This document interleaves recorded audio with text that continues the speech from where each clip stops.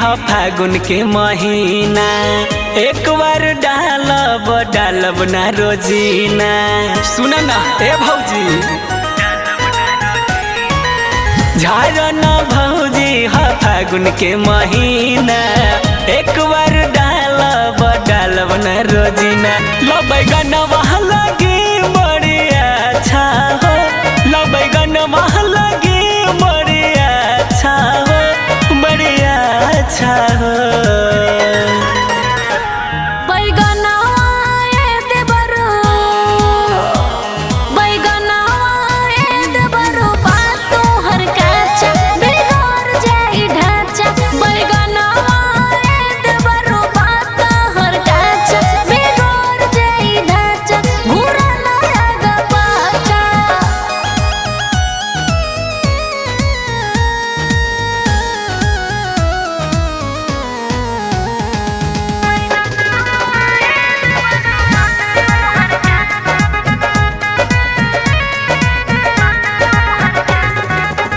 गोरे गोरे गलिया के लाल कोई दिहला, देवर दुलरुआ बुरा हाल कोई दिहला।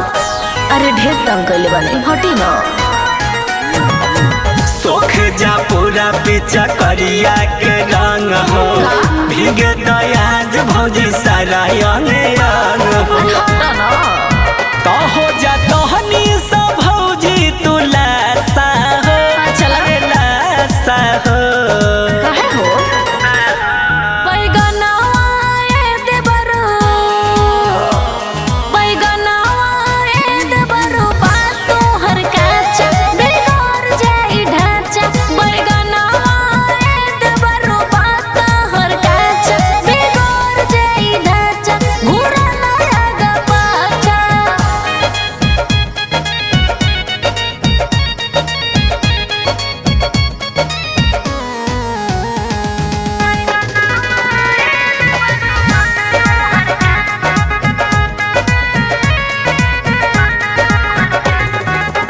जबरी तू सगरी लगावल चाहता रो, हमरा से देवर का पावल चाहता रो।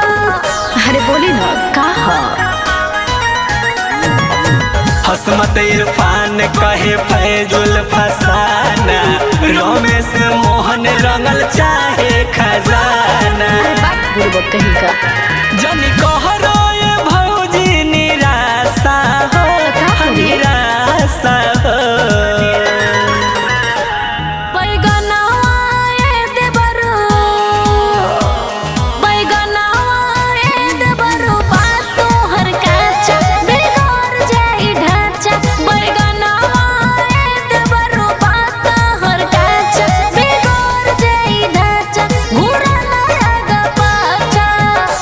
Recording studio Sitamarhi.